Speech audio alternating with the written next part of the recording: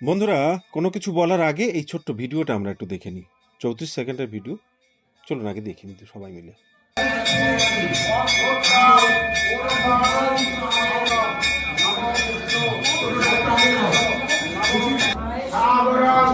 নমো শিবায় শান্তায় কারণত্রে হেত্রবে নিবেদয়ামি চাদ্রমানং ত্রম্রতি পরমেশ্বর।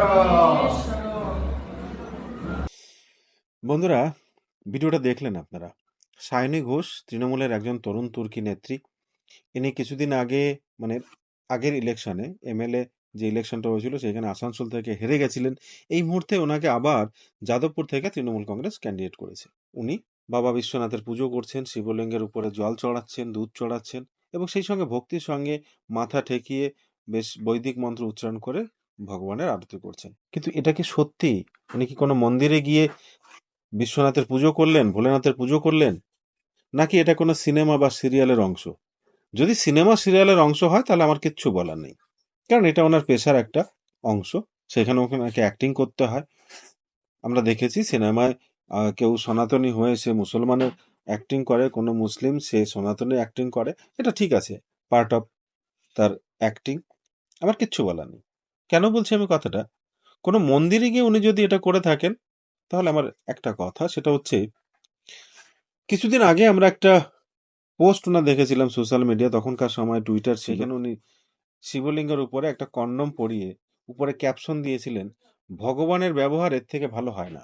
আপনারা সেটা দেখে থাকবেন। উনি তখন বামপন্থী ছিলেন, আসলে তৃণমূলে তখন যোগ দেননি। আর বামপন্থীরা সাধারণত নাস্তিক হন। আর সেই জায়গা থেকে নাস্তিকতার জায়গাটা ফলাতে গিয়ে উনি কথাটা বলেছিলেন। অর্থাৎ ওনার মনের বিশ্বাস সেইটা। আজকে উনি যখন তৃণমূলে এসছেন তখনও উনি যে মন্দির, ঈশ্বর এগুলোতে বেশি রকম বিশ্বাসী সেটা মনে হয় না আর কি। তার কারণ হচ্ছে এই ক্লিপটা, এই 8 সেকেন্ডের এই ক্লিপটা একটু দেখুন।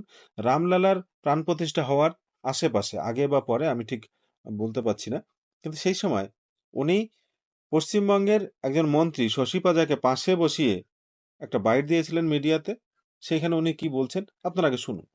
মন্দির বানান, তাতে অসুবিধা নেই, কিন্তু যুবকরা বুঝতে পারছে যে এতগুলো মন্দির হচ্ছে নিশ্চয়ই আমাদের বাটি ধরে মন্দিরের সিঁড়িতে বসতে হবে, সেই জন্যই তৈরি হচ্ছে।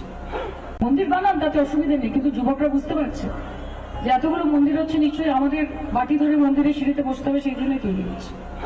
বন্ধুরা শুনলেন তো কি বলছেন উনি? মন্দিরের পক্ষেই নন উনি। মন্দির তৈরি হলে নাকি ভিখারির সংখ্যা বেড়ে যাবে, বাটি নিয়ে বসতে হবে সেইখানে। তাহলে আজকে এই ভিডিওটা দেখার পরে আমার বিশ্বাস করতেই পারছি না এটা কোনো রিয়াল কোনো মন্দিরে উনি গিয়ে পুজো করেছেন।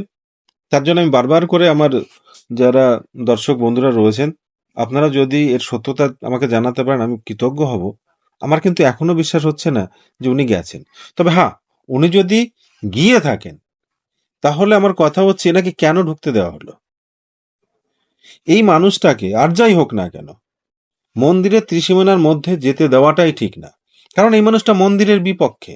কারণ এই মানুষটা শিবলিঙ্গের উপর কন্ডম পরিয়ে বলেন যে এটাই হচ্ছে শিবলিঙ্গের অ্যাকচুয়াল ব্যবহার, ইউজ। সেই মানুষটাকে মন্দিরে কেন ঢুকতে দেওয়া হবে?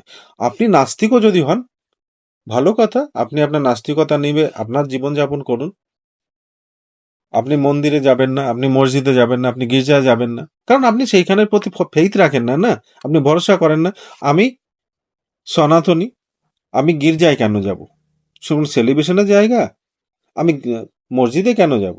আমি সেখানে গিয়ে নামাজ পড়বো? যে যার ধর্মটা সে সেইভাবে পালন করুক।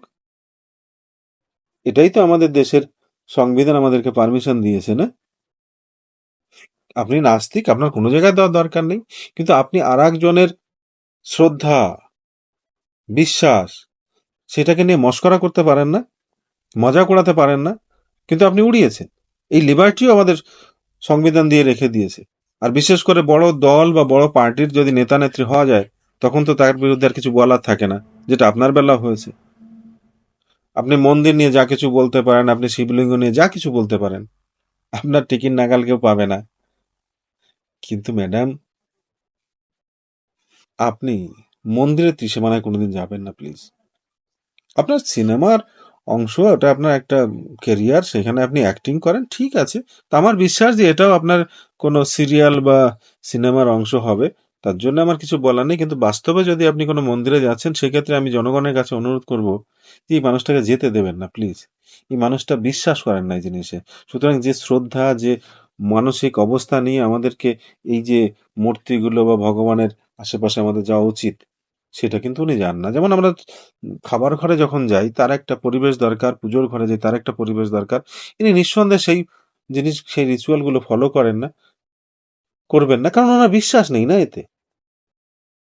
এটা আমার ব্যক্তিগতভাবে আমার বিশ্বাস, এবং সেই কথাটাই আমি আপনাদেরকে বলছি।